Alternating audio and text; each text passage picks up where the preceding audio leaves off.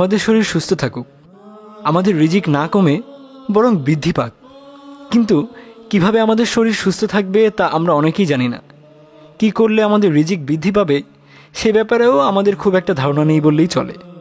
মহানবী হজরত মুহাম্মদ সাল্লাল্লাহু আলাইহি সাল্লাম দুনিয়া থেকে বিদায় নেওয়ার আগে এমন কিছু কথা বলে গেছেন, এমন কিছু উপদেশ দিয়ে গেছেন যেগুলো পালন করলে আমরা আমাদের শরীরকে সুস্থ রাখতে পারবো, আমাদের রিজিকের অভাব দূর করে সচ্ছলতা ফিরিয়ে আনতে পারবো।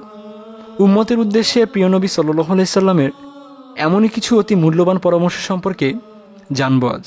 রাসূল সাল্লাল্লাহু আলাইহি সাল্লাম বলেছেন, 4টি জিনিস আমাদের শরীরকে অসুস্থ করে তোলে। ক, খুব বেশি কথা বলা। খ, খুব বেশি ঘুমানো। গ, খুব বেশি খাওয়া।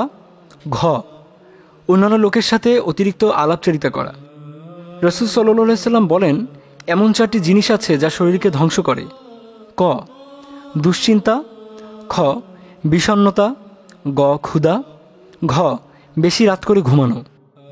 তিনি বলেছেন, 4টি জিনিস চেহারা থেকে উজ্জ্বলতা ও আনন্দ কমিয়ে দেয়। ক, মিথ্যা। খ, অসম্মানিত হওয়া, নির্লজ্জতা, জেনে বুঝে কোনো খারাপ জিনিসের প্রতি আকৃষ্ট হওয়া। গ, পর্যাপ্ত জ্ঞান বা তথ্য ছাড়াই তর্কে জড়ানো। ঘ, অতিরিক্ত অনৈতিকতা, নির্ভয়ে কোনো ভুল বা পাপ কাজ করা।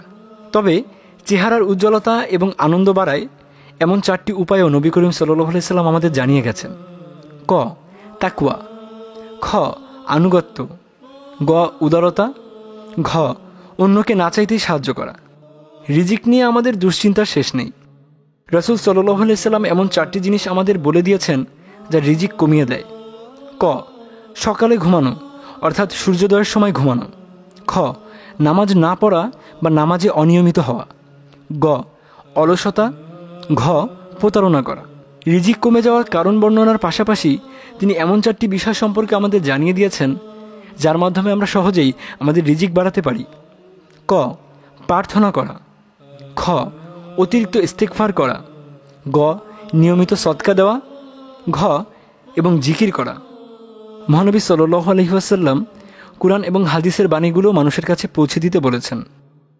অন্তত একটি আয়াত হলেও যেন একজন অন্যজনকে বলেন, কেননা আপনার নিকট থেকে পৌঁছানো একটি আয়াত কিংবা একটি হাদিসও যদি অন্য কেউ আমল করেন তাহলে তার সওয়াব আপনিও পাবেন।